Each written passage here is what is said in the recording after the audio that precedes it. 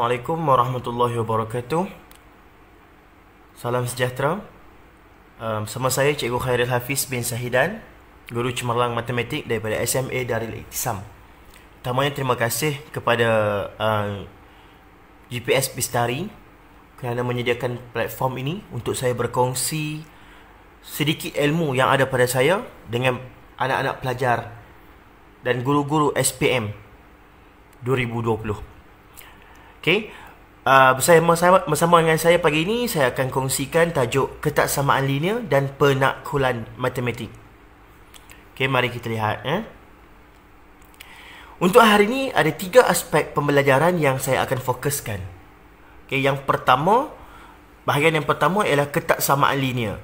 Okey, saya akan bantu para pelajar dan guru-guru untuk mengenal pasti teknik menjawab soalan ketaksamaan linear kertas 2 SPM. Saya akan fokus lebih kepada kertas 2.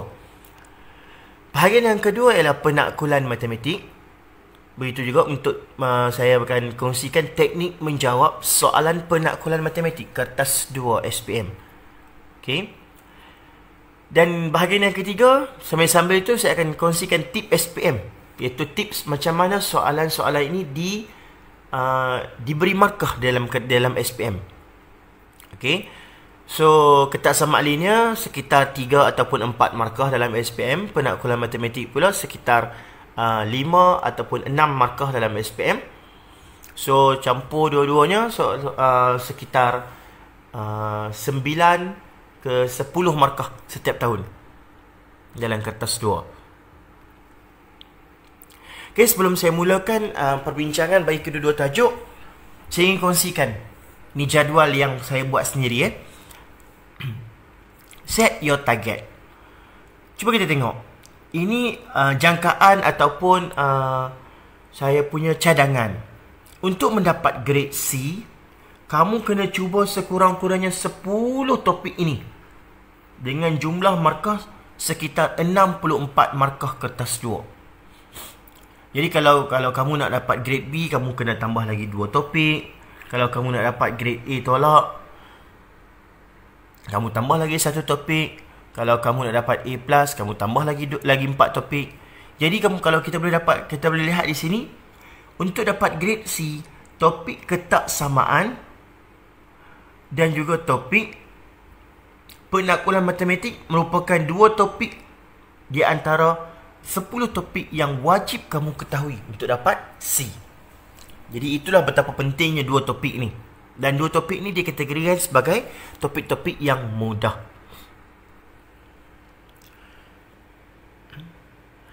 Jadi tanpa melengahkan masa, mari kita tengok. Mari saya masukkan bahagian pertama, ulang kaji yang pertama, iaitu ketaksamaan linear. Okey, untuk makluman, topik ini kita belajar di tingkatan 5 bersama dengan topik 2, iaitu topik graf fungsi. Sebelum kita jawab soalan dan juga ulang kaji tajuk ini, mari kita lihat ada beberapa graf, ada beberapa garis lurus yang kamu para pelajar SPM wajib kenali, kerana graf-graf ataupun garis-garis lurus ini antara garis-garis lurus yang sangat popular yang selalu keluar dalam SPM pada setiap tahun. Garis yang pertama adalah garis yang menegak. Garis yang menegak mencancang memotong paksi X pada nombor 3. Okey, memotong paksi X pada nombor 3. Apakah nama garisan ini? Garis lurus ini kita namakan sebagai X sama dengan 3. Kerana dia memotong paksi X pada nombor 3. Jika garisan tersebut memotong paksi X pada nombor 6, maka namanya ialah X sama dengan 6. Begitu juga sebelah negatif. Sekiranya garis lurus itu memotong paksi X pada nombor negatif 6, maka namanya ialah X sama dengan negatif 6. Itu garisan pertama yang kita semua wajib kena ketahui. Garisan yang kedua ialah garisan mengufuk ataupun garisan melintang yang memotong paksi Y pula. Okey. Dan sekarang kalau kita lihat, garisan hijau itu memotong paksi Y pada nombor 3. Maka nama garisan tersebut ialah Y sama dengan 3. Jika garisan hijau tersebut melintang memotong paksi Y pada nombor 6, maka namanya ialah Y sama dengan 6. Dan begitu juga, sekiranya ianya memotong paksi Y pada nombor negatif 6 di bawah sini, maka namanya ialah Y sama dengan negatif 6. Itu garisan yang kedua. Garisan yang ketiga ialah garisan yang condong ke sebelah kanan, bermula daripada titik asalan, paksi asalan menuju ke sebelah kanan. Garisan tersebut dinamakan sebagai garisan Y sama dengan X. Bagaimana pula sekiranya garisan tersebut bermula daripada titik asalan, condong ke bawah, ke sebelah kiri bawah? Apa nama garisan tersebut? Untuk makluman kamu, garisan tersebut juga ialah Y sama dengan X, kerana dua garisan tadi bersambung menjadi garisan garis lurus. Sekiranya garisan tersebut beralih arah, condong ke sebelah kiri, garisan tersebut dinamakan sebagai Y sama dengan negatif X. Dan sama juga bagi garisan yang di bawah, di sebelah kanan, adalah sambungan daripada garisan yang di sebelah atas kiri tadi. Namanya ialah Y sama dengan negatif X. So, dah ada 3 garisan yang kita kena tahu, iaitu X sama dengan nombor, iaitu garisan menegak, Y sama dengan nombor, iaitu garisan melintang, dan Y sama dengan X, dan Y sama dengan negatif X. 4 sebenarnya. Dan ini adalah garisan yang terakhir yang kamu kena tahu, iaitu garisan condong yang memotong pada nombor yang sama pada kedua-dua paksi. Sebagai contoh, garisan merah ni sekarang memotong paksi Y pada nombor 3, memotong paksi X pada nombor 3. Garisan ini sangat famous, selalu keluar dalam SPM. Apa nama garisan ini? Garisan ini nama dia X tambah Y sama dengan nombor tersebut, iaitu nombor 3. Okey, jadi kalau saya naikkan garis lurus itu kepada 6, 6, maka persamaan bagi garis lurus ini juga telah bertukar kepada X tambah Y sama dengan 6. Dan kalau saya turun ke sebelah negatif, negatif 6 pada paksi X, negatif 6 pada paksi Y, namanya akan turut berubah menjadi X tambah Y sama dengan negatif 6. Okay, so ini beberapa jenis garisan yang kamu pelajar wajib kena ketahui dan wajib kena hafal, terutamanya bagi pelajar-pelajar yang di kategori lemah dan sederhana, kerana garisan-garisan ini akan membantu kamu untuk menjawab soalan SPM. Sekarang mari kita lihat soalan SPM sebenar. Lorek ketaksamaan. Ini contoh yang saya bagi. Pada graf yang disediakan, lorekkan rantau yang memuaskan ketiga-tiga ketaksamaan. Y lebih kecil atau sama dengan 3X tambah 5. Y lebih besar daripada X. Dan Y lebih kecil atau sama dengan 5. Okey, macam mana nak lorek ni? Okey, kaedah dia, tips dia.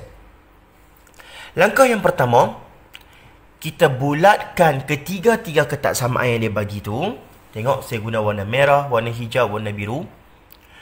Dan lukis garisan yang belum ada dalam rajah. Sebagai contoh, Y sama dengan 3X tambah 5 dah ada dalam rajah. Y sama dengan X juga dah ada dalam rajah. Yang belum ada sekarang ni ialah Y sama dengan 5. Y lebih kecil atau sama dengan 5. Kita baca sebagai Y sama dengan 5. Okey, dekat mana Y sama dengan 5? Itu persoalannya. Okey, Y sama dengan 5 adalah satu garisan melintang potong paksi Y pada nombor 5 di situ.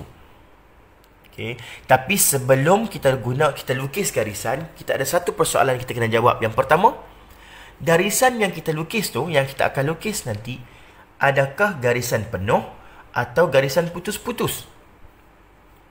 Untuk menjawab soalan tu, kita kena ingat, jika simbol yang digunakan ialah lebih kecil atau sama, ataupun lebih besar atau sama, maka kita perlu guna garisan padu atau garisan penuh. Okey. Sebaliknya, sekiranya simbol yang digunakan ialah lebih kecil atau lebih besar, tanpa sama dengan di bawahnya tu, maka garisan yang perlu kita gunakan ialah garisan putus-putus ataupun dotted line. So, dalam kes ni kita dapat lihat Y lebih kecil atau sama dengan 5 ni ada sama dengan ada garis di bawah simbol tu. Maka garisan yang kita perlu guna ialah garisan padu ataupun garisan penuh. Okey, selesai satu bahagian. Perkara yang kedua, sekarang kita tentukan kawasan lorekan bagi setiap garisan. Okey, ingat topik ini markahnya ialah yang lebih besar ialah pada lorek. Kamu bina garisan ini, kamu baru dapat satu markah. Nak dapat markah penuh 3 markah. Lagi 2 markah datang daripada lorekan. Macam mana kita nak lorek? Okey, ini dia punya arahannya. Jika simbol yang digunakan ialah lebih besar atau sama. Okey, lebih besar atau sama, bermaksud kedua-duanya besar, maka kita akan lorek di bahagian atas atau di bahagian kanan garisan tersebut. Manakala sekiranya simbol yang digunakan ialah lebih kecil atau sama, lebih kecil ya, maka kita akan lorek kawasan di bawah atau di kiri garisan. Mari kita lihat contoh yang pertama. Bagi bulatan yang berwarna merah ni, Y lebih kecil atau sama, lebih kecil, bermaksud di bawah ataupun di kiri garisan. Ini garisan tersebut. Maka kita lorek di bahagian bawah garisan. Saya wakilkan bawah garisan tersebut dengan anak panah yang berwarna merah. Bagi garis yang kedua, Y sama dengan X. Okay, Y lebih besar daripada X. Lebih besar bermaksud di bahagian atas. Saya lorek di bahagian atas garisan Y sama dengan X.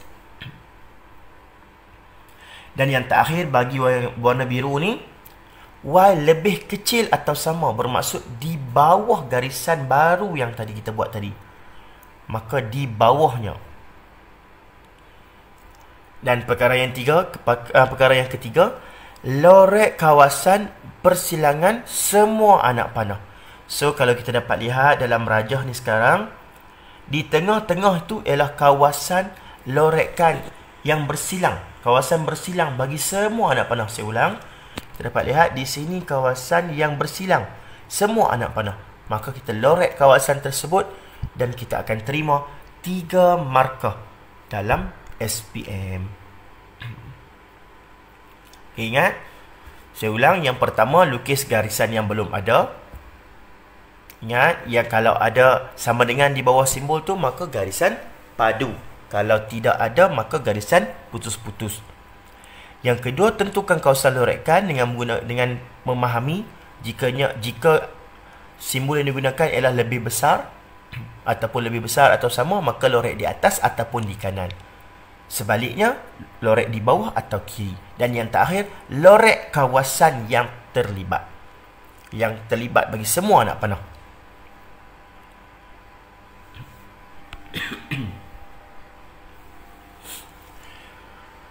Mari kita tengok kaedah alternatif.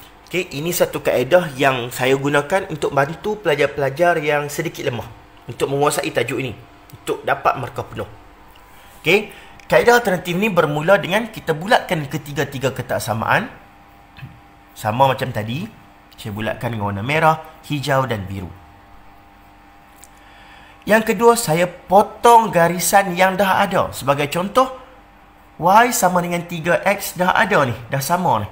So, saya potong. Tak nak tengok dah. Yang kedua, Y sama dengan X pun dah ada. Saya potong. Tak nak tengok dah. Yang belum ada ialah Y sama dengan 5. So, saya lukis garisan Y sama dengan 5 di situ. Okey.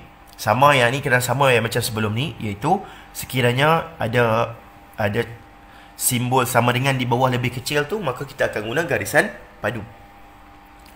Kemudian untuk dapatkan tempat untuk melorek, saya akan gunakan highlighter.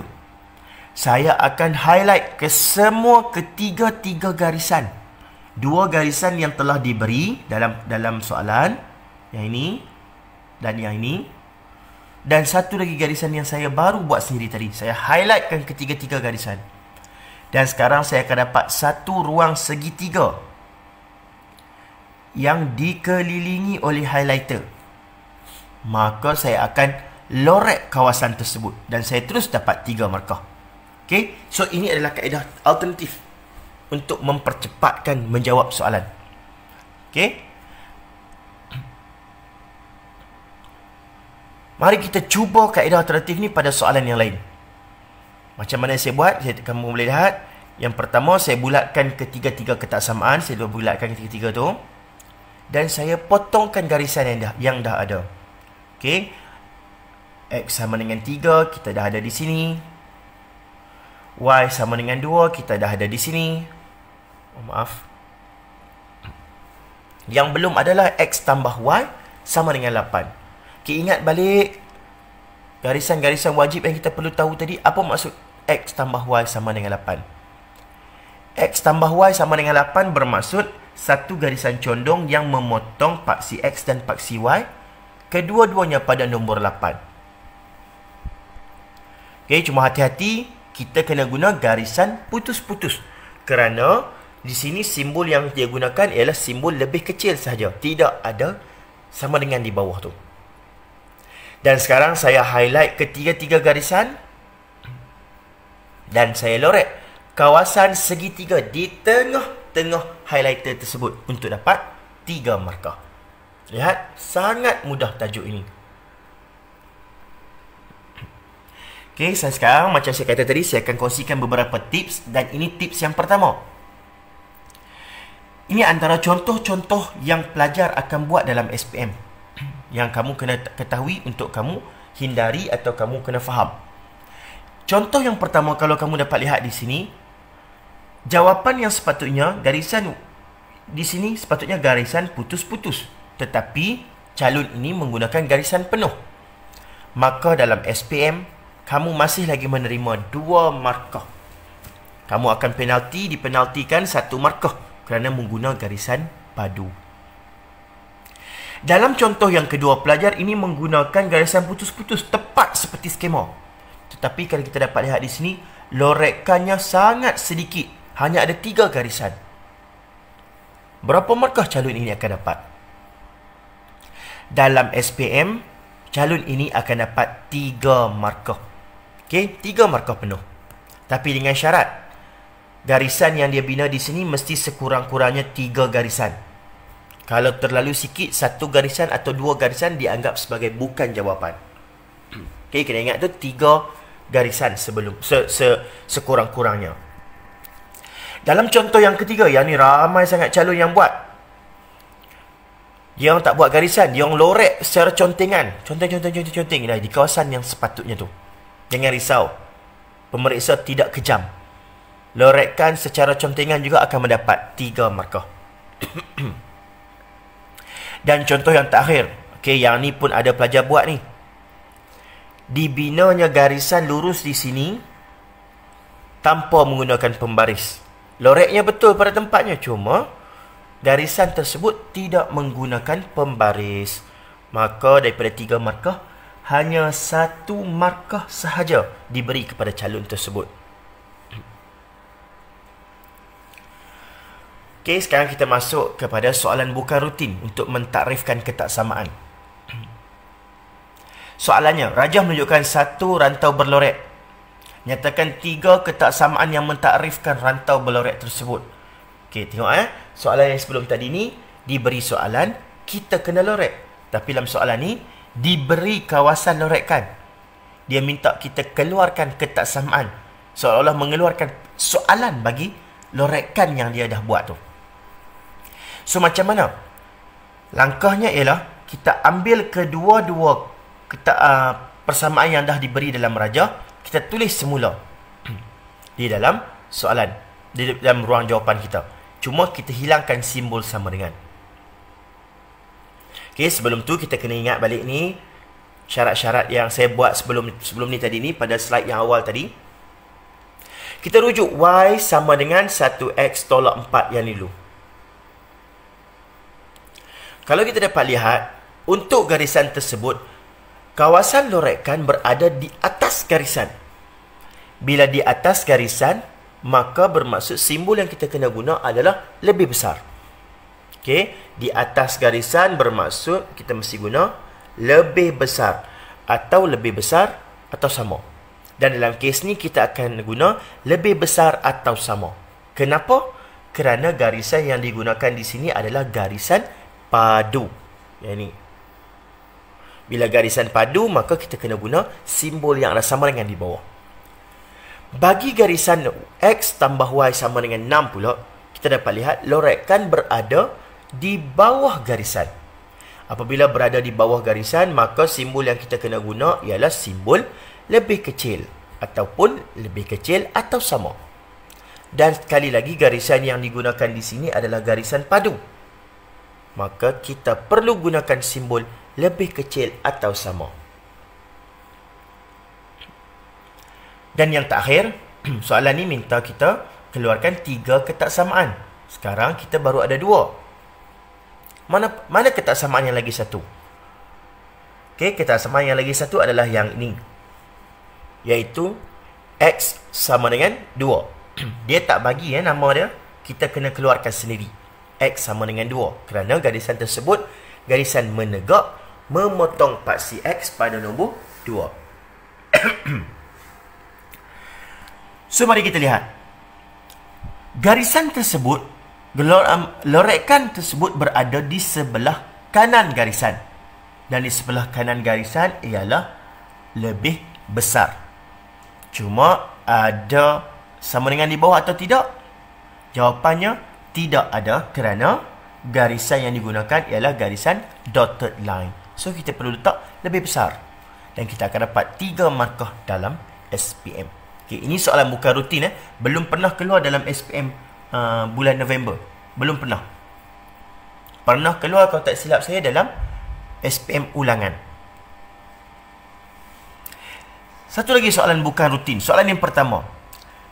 Tentukan sama ada titik 3, 10 memuaskan Y sama dengan 3X tolak 1, atau Y lebih kecil daripada 3X tolak 1, atau Y lebih besar daripada 3X tolak 1. Apa maksud soalan ni? Sebenarnya kalau kita perhatikan, ketiga-tiga ketaksamaan di sini yang diberikan, ketiga-tiganya adalah benda yang sama. Soalan ni hanya mengubah simbol di tengahnya. Sama dengan lebih besar atau lebih kecil atau sama dengan. Itu ya soalannya. So, soalannya ialah kita perlu gantikan koordinat 3, 10 tersebut ke dalam persamaan yang diberi. Okay, lihat Y sama dengan 10, X sama dengan 3. Saya ganti masuk dan saya selesaikan. Di sebelah kiri tu kekal 10, tapi di sebelah kanan tu 3 darab 3, 9. 9 tolak 1, 8. 10 dan 8 di sini. Apa simbol yang sesuai untuk diletakkan di tengah-tengah di sini? Adakah 10 sama dengan 8? Tidak. Adakah 10 lebih kecil daripada 8? Tidak. Dan yang betulnya ialah 10 lebih besar daripada 8. Oleh kerana 10 lebih besar daripada 8, maka kita boleh buat kesimpulan titik 3, 10 itu memuaskan persamaan yang ada simbol lebih besar. sama dengan jawapan di atas. Kita akan dapat 1 markah. Manakala soalan yang kedua adalah soalan yang sama macam sebelum ni, iaitu diminta kita untuk mentakrifkan kawasan lorekan di sini. Okey. Dan kalau kita dapat lihat sini, diberi 3 ketaksamaan siap-siap dah dekat situ. 3 persamaan. Kita hanya perlu letak simbol saja di tengah ni. Dan kalau kita dapat lihat, X sama dengan 2 ini lorekannya berada di sebelah kiri. Dan garisan yang digunakan ialah garisan padu, garisan penuh. Maka simbolnya ialah lebih kecil atau sama. Bagi persamaan 2Y sama dengan negatif X tambah 2 pula yang ni, lorekan yang dibuat adalah berada di atas garisan. Dan garisan pula yang digunakan ialah garisan penuh ataupun garisan padu. Maka simbolnya ialah lebih besar atau sama. Dan garisan yang terakhir 3Y sama dengan 2X tambah 6 ni, kita dapat lihat garisannya ialah garisan putus-putus. Dan kawasan lorekan berada di bawah garisan. Maka simbol yang perlu kita guna ialah lebih kecil daripada 3 markah SPM. So total 4 markah bagi soalan ini. Okay, so selesai ulang kaji kita yang pertama bagi tajuk ketaksamaan linear. Ulang kaji yang kedua sekarang ialah penakkulan matematik. Okay, sekiranya ada sebarang soalan, kamu boleh tulis komen di bawah dan saya akan cuba jawab sambil-sambil explain ni. Topik yang kedua ialah topik penakkulan matematik. Topik ini adalah topik yang bernilai 6 markah dalam SPM. Okay, bernilai 6 markah dalam SPM. Dan topik ini adalah topik wajib yang akan keluar dalam SPM. Dan topik ini sangat-sangat mudah. Hanya memerlukan kemahiran kamu untuk membaca dan menulis dengan betul. Kerana sebelum saya mulakan topik ini, saya akan beritahu dulu kerana topik ini sangat sensitif dengan perkataan yang kamu tulis. Kamu tertinggal satu huruf, kamu tertinggal satu perkataan, kosong markah. Mari kita lihat contoh yang pertama, soalan yang pertama. Bina 2 implikasi berdasarkan perkataan ataupun ayat yang diberi. A per B adalah satu pecahan wajar jika dan hanya jika A dan B adalah integer dengan kosong lebih kecil daripada A, lebih kecil daripada B. Okay, bagi pelajar yang lemah ataupun sederhana, mereka akan lihat soalan ni, wah panjangnya, tak lawak nak baca, tak tahu nak buat macam mana. Jangan risau. Sebenarnya ada teknik menjawab. Langkahnya seamat mudah, iaitu kamu ambil pen dan kamu potong perkataan jika dan hanya jika. Potong je perkataan jika dan hanya jika. Kemudian saya buat 2 kotak di sini. Satu kotak warna merah mewakili semua perkataan di sebelum atau semua ayat di sebelum potongan jika dan hanya jika tadi. Manakala lagi satu kotak biru selepas potongan jika dan hanya jika, iaitu A dan B adalah integer dan sebagainya tu. Dan sekarang saya akan mula membina implikasi. Macam mana? Implikasi pertama, saya hanya perlu tulis jika semua kotak merah tu, maka semua kotak biru. Okay. Jika A per B ialah satu pecahan wajar, maka A dan B adalah integer dengan kosong lebih kecil daripada A, lebih kecil daripada B. Tengok, saya tak ubah walaupun satu perkataan. Saya hanya susun bagi elok. Semua perkataan merah duduk di depan, semua perkataan dalam kotak biru letak di belakang. Dan di antaranya tu saya letak jika dan maka. Saya dapat 1 markah. Manakala untuk implikasi yang kedua, saya hanya perlu terbalikkan sahaja kedudukan merah dan biru. Jika dan maka pada tempat yang sama. Jika A dan B adalah integer dengan kosong lebih kecil daripada A, lebih kecil daripada B, maka A per B ialah satu pecahan wajar. Dan C, saya dapat 2 markah. Amat mudah. Mari kita cuba buat kali yang kedua. Soalan kali ini lebih pendek. Nyatakan dua implikasi bagi pernyataan berikut. Itu contoh soalan dalam SPM.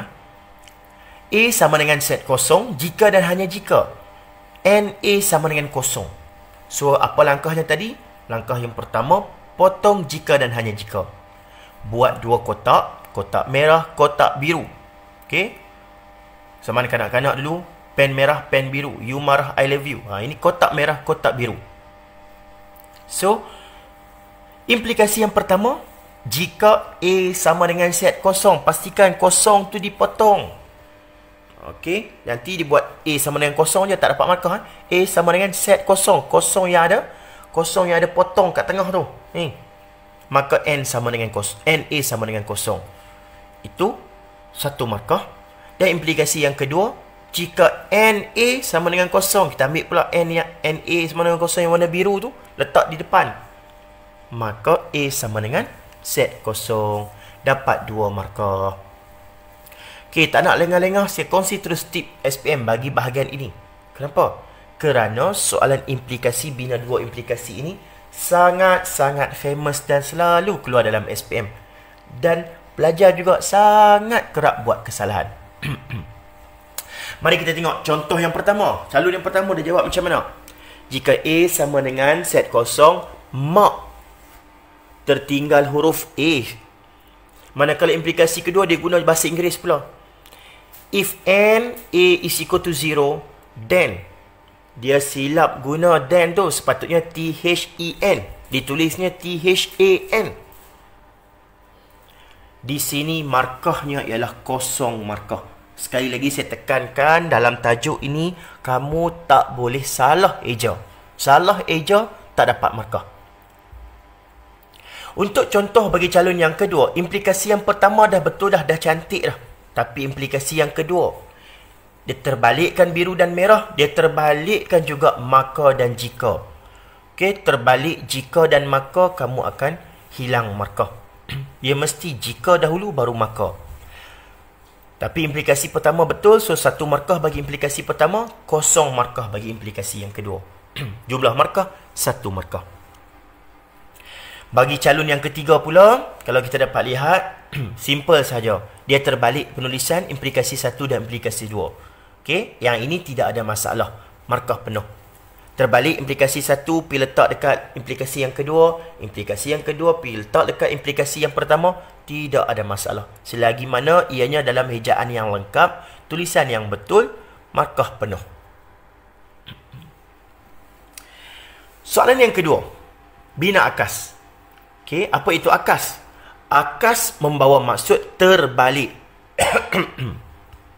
Okey, akas membawa maksud terbalik. Saya selalu pesan kepada pelajar-pelajar saya, akas jika dibaca daripada belakang ke depan, dia akan menjadi saka.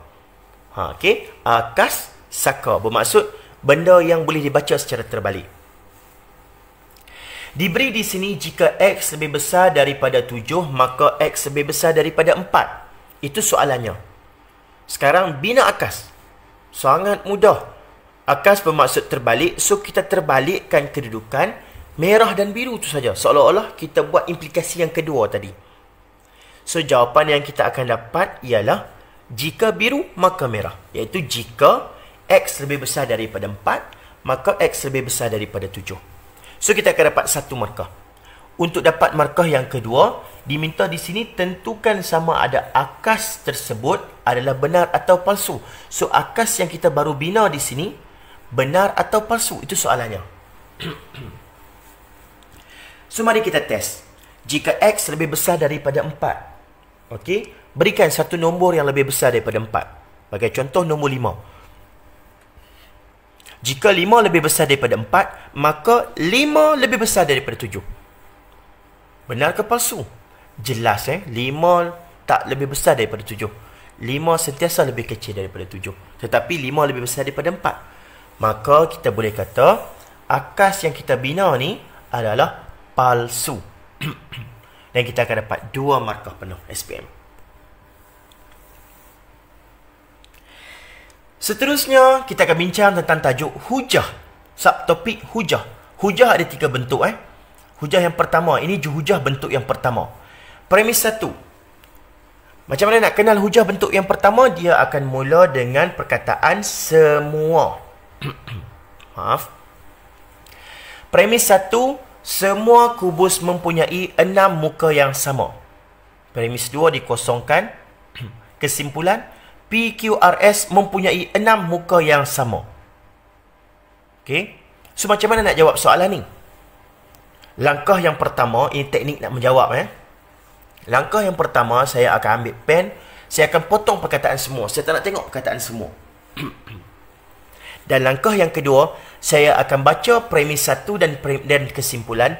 Saya akan potong mana-mana perkataan yang telah diulang sebanyak 2 kali. Sebagai contoh, dalam kesimpulan ada perkataan sama di belakang tu. Premis 1 juga ada perkataan sama. So kita potong. Sama-sama tu kita potong. Selain itu, perkataan yang juga diulang sebanyak 2 kali. Saya potong. Perkataan muka ada 2 kali, saya potong. Nombor 6 ada 2 kali, saya potong. Mempunyai juga mempunyai 2 kali, so saya potong. Dan sekarang yang tidak ada pengulangan perkataan ialah perkataan kubus pada premis 1 dan juga perkataan PQRS pada pada kesimpulan. So, 2 ini saya kotakkan dengan satu kotak merah, satu kotak biru. So, macam mana saya nak jawab untuk premis 2? Mudah saja. Untuk membina ayat pada premis 2, kamu hanya perlu menggabungkan 2 perkataan yang belum ada pasangan. Okay, dengan syarat kita gunakan perkataan di kesimpulan dahulu. Jadi saya ambil di kesimpulan tu PQRS. Saya letak di depan. Saya ambil perkataan yang berbaki di premis 1 iaitu perkataan kubus. Saya letak di belakang PQRS. So sekarang ayatnya ialah PQRS kubus. Tak cantik kan? Jadi saya perlu letak satu lagi perkataan di tengah ni untuk menghubungkan 2 perkataan PQRS dan kubus. Dan perkataan yang paling sesuai, perkataan kata hubung yang paling sesuai ialah So PQRS ialah kubus. Kamu akan dapat 1 markah. Mudah kan untuk hujah bentuk yang pertama? Mari kita lihat hujah bentuk yang kedua. Tulis premis 2 untuk melengkapkan hujah yang berikut. Premis 1, jika G bersilang dengan H, maka sama dengan G, maka G subset H. Kesimpulan pula, G subset H. Okay, ramai sangat pelajar yang selalu buat kesilapan di sini. Okay, tips sebelum saya mula menjawab soalan ni. Premis 2, tidak akan ada perkataan jika, tiada perkataan maka. Saya ulang. Premis 2, bagi mana-mana bentuk hujah, dalam mana-mana soalan hujah, premis 2, tiada perkataan jika, tiada perkataan maka. Jangan letak 2 perkataan ni. So, untuk menjawab soalan ni, kalau bentuk yang pertama tadi, hujah bentuk yang pertama, saya potong perkataan semua.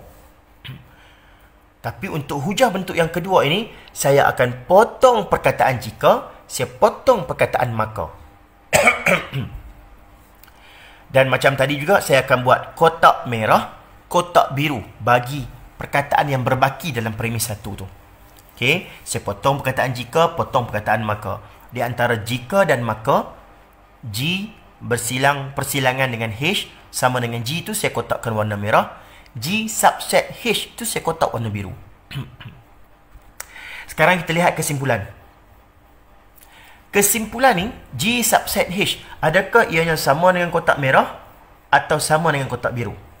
Jelas sangat-sangat ianya sama, sebiji, serupa dengan kotak biru. Maka di bahagian kesimpulan ni pun saya akan kotakkan dengan warna biru.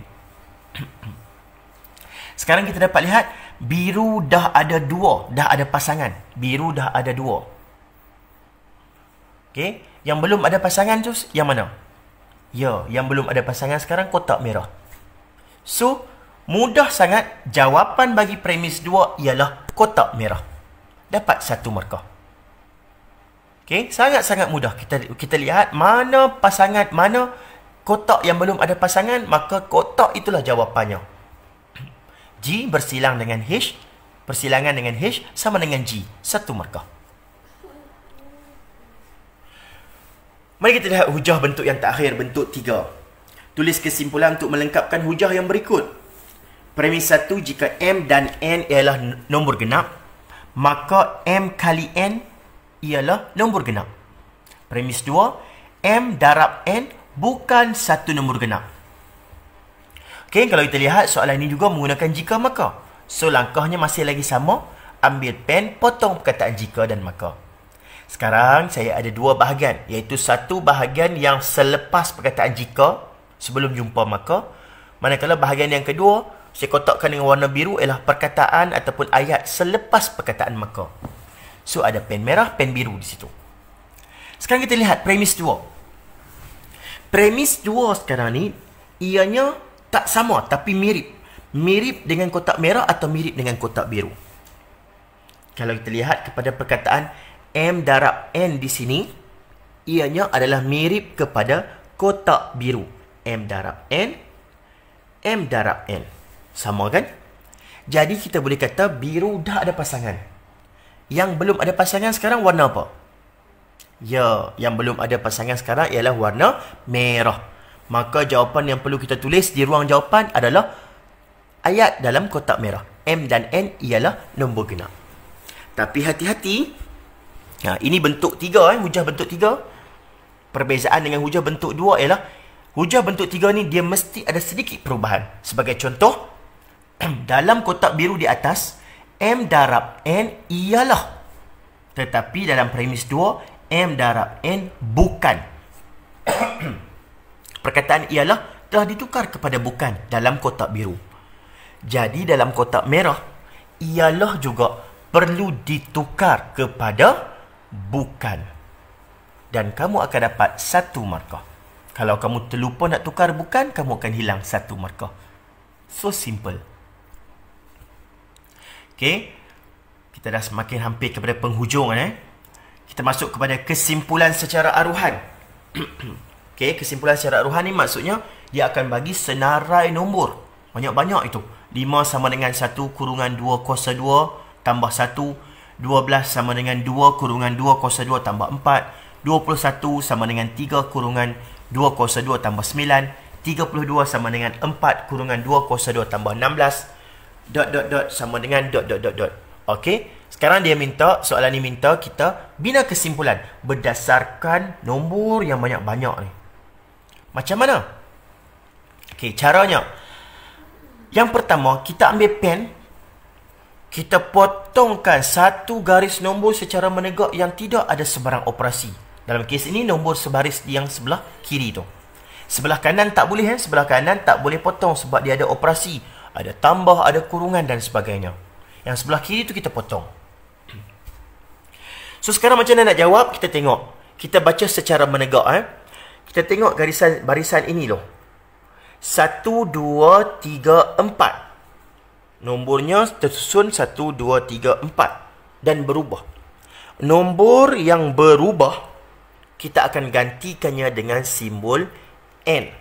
Okey. Ambil perhatian di sini, simbol yang kita guna adalah N huruf kecil. Bukannya N huruf besar. N huruf besar membawa maksud yang lain. Kita tak dibenarkan guna huruf lain. M, K, L dan sebagainya. Kita mesti guna huruf N kecil. Okey, 1, 2, 3, 4. Kita tengok nombornya berubah. Maka kita gantikan dengan huruf N. Okey. Perkara yang kedua adalah buka kurungan, buka kurungan, buka kurungan. Semuanya bermula dengan buka kurungan. Kita pun letak buka kurungan. 2, 2, 2, 2, 2. Kita pun letak 2.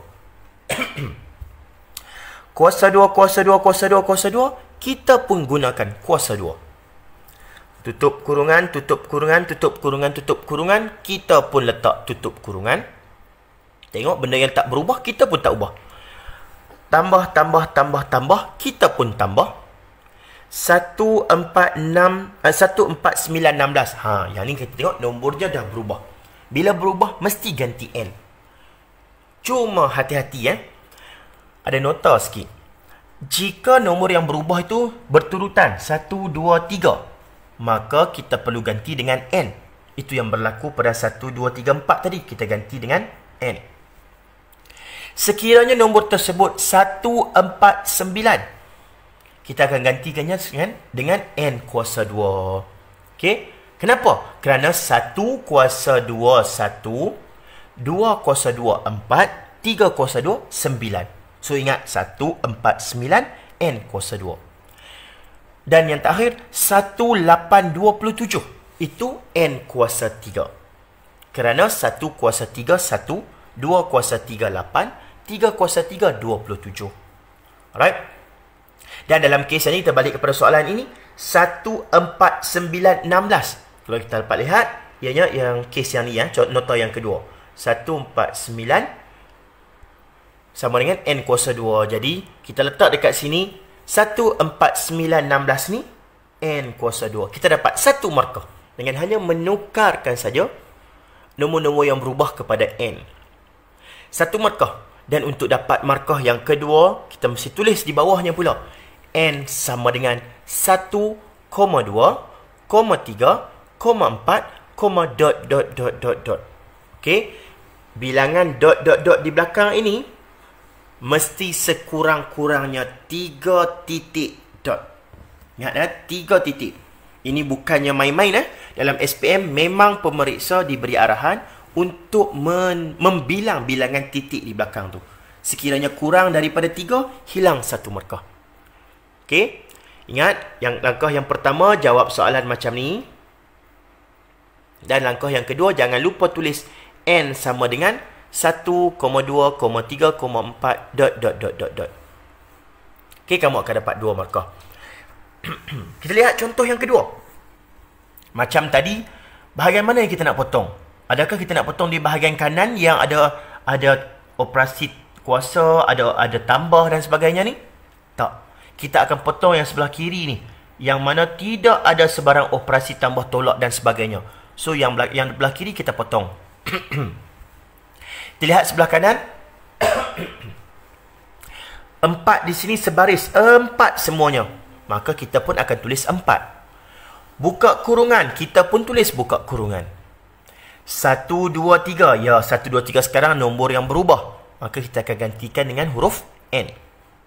Tutup kurungan. Kita tulis tutup kurungan. Kuasa 3, kuasa 3, kuasa 3. Kita tulis kuasa 3. Tambah, kita tulis tambah. Dan 149 nombor yang berubah. Ingat nota tadi. 1, 2, 3 nilainya adalah N. 149 nilainya adalah N kuasa 2. Dan 1827 ialah N kuasa 3. So, dalam kes ini 149 ialah N kuasa 2. Okey, ada pelajar yang akan tanya, kenapa semua contoh setakat N kuasa 2 saja? Kerana setakat hari ini, SPM setakat 2019, maksimum yang pernah keluar adalah N kuasa 2. Hanya sekali dalam, hanya sekali atau 2 kali kot pernah keluar dalam SPM ulangan yang menggunakan N kuasa 3. So, saya bagi je lah N kuasa 3 tu untuk kamu tahu. Kod-kod lah keluar pada tahun ni. So, ingat, ini satu markah. Nak dapat markah kedua, jangan lupa N sama dengan N sama dengan 1, 2, 3, dot 2 markah. Okey. Kenapa saya stop takat 3 saja kat sini? Sedangkan soalan sebelum ni saya stop sampai nombor 4. Kerana contoh dalam ni pun dia stop takat nombor 3. Jadi saya stop takat 3. Sekiranya kamu nak bagi sampai 4, tidak ada masalah. 5, tidak ada masalah. Yang penting, habis saja baris nombor yang kamu tulis tu, mesti kena letak 3 dot. Sekurang-kurangnya. Jika tadi kesimpulan secara aruhan, sekarang kita lihat pula kesimpulan secara didaksi. Okey. Diberi isi padu silinder ialah pi j kuasa 2T. Diberi diameter 14 cm dan tinggi 15 cm. Bina kesimpulan secara didaksi. Macam mana nak buat? Okey, soalan ni kadang-kadang bagi ramai pelajar memandang soalan ni sebagai yang amat susah. Kerana panjang, ada bagi ayat dan sebagainya. Sebenarnya sangat-sangat mudah. Kamu hanya perlu mencari satu rumus yang dinyatakan dalam soalan dalam kes ni pi j kuasa 2t. Kamu cari rumus tersebut, kenal pasti, dan kamu ganti nilai-nilai yang sepatutnya dalam rumus tersebut. So, apa yang saya perlu ganti? Saya ambil di sini, saya ambil pi, saya kekalkan pi. J jari itu, saya gantikan dengan 7. Datangnya daripada diameter 14 cm. Diameter 14 cm, J jari separuh daripada diameter. So, 14 bahagi 2 dapat 7. 7 kuasa 2. Kurungan tinggi ialah 15 cm. Okay. Saya ganti, selesai saja macam yang saya ganti, saya dah dapat 2 markah. Tengok, simple saja. Tetapi, kalau kamu nak teruskan lagi pengiraan, kamu akan dapat 7 pi kurungan 735, iaitu hasil darab nombor-nombor di belakang tu. 7 kuasa 2 darab dengan 15. Susun bagi cantik, 735 pi. Dapat pula jawapan 2310.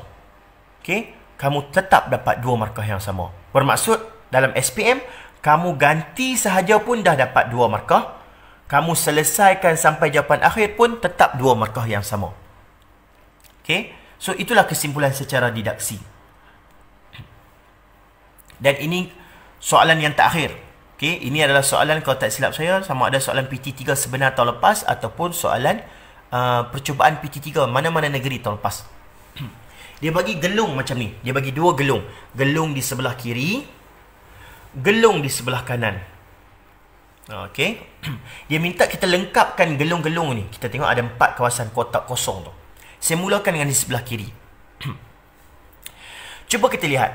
Daripada 2 kepada 8. Apa yang kita buat? Kita cuba tambah. 2 tambah 6 dapat 8. Betul? 8 tambah 6 dapat 14. Betul? Jadi kita nampak lihat, dia punya aturan dia ialah tambah 6 tambah 6. So daripada sini 14 kepada kotak yang pertama juga tambah 6. Dan kita akan dapat 20. Dan yang terakhir 20 juga tambah 6 dapat 24. Lengkaplah gelung yang di sebelah kiri. Okey. Di sebelah kanan tu yang bermasalah kan. Kalau kita buat 1 tambah 7 dapat 8. Ni 1 tambah 7 dapat 8. 8 tambah 7 dapat 15. 15 tambah 7 dapat 22. 22 tambah 7 dapat 29. Ups, tak sama. Jawapan akhir di sini adalah 125. So macam mana nak dapat jawapannya? Ramai pelajar yang kantoi, yang stop di sini, tak tahu nak buat macam mana. Okey, sebenarnya di sini ialah kuasa 3. Kalau kita test, 1 kuasa 3 1, 2 kuasa 3 8, dan yang terakhir ni 5 kuasa 3 1 2 5. So jika sini 1 kuasa 3 2 kuasa 3, maka kotak di sini ialah 3 kuasa 3, iaitu 27. Dan kotak di sini pula ialah 4 kuasa 3 64. Alright. So saya rasa setakat itu sahaja tips ataupun perkongsian yang saya nak kongsikan pada hari ini. Sekali lagi terima kasih kepada GPS Bestari kerana menyediakan ruang dan platform ini untuk guru-guru berkongsi dengan pelajar di luar sana. Dan kali ini giliran saya untuk berkongsi. So saya harapkan perkongsian saya tadi memberi manfaat kepada calon-calon SPM yang menonton siaran kali ini. Dan kamu boleh terus layari saya punya channel YouTube saya, Math by Sir K, untuk lebih video-video yang berkaitan dengan SPM. Jadi nasihat saya buat yang terakhirnya, gunakanlah waktu PKP ini, gunakanlah waktu pergerakan kawalan ini, program pergerakan kawalan pergerakan ini, PKP ini, untuk manfaat kamu yang sebaiknya. Okey, jangan memandang PKP ini sebagai satu beban, tapi pandanglah PKP ini sebagai satu peluang. So pada para pelajar, gunakanlah peluang yang ada, kekosongan masa yang ada, layari video-video guru-guru dan kamu boleh layari video saya di YouTube untuk kamu belajar lebih perkara dalam tempoh PKP ini. Alright. So, sekadar itu daripada saya. Sekian. Terima kasih. Kita jumpa lagi pada sesi yang lain. Assalamualaikum warahmatullahi wabarakatuh.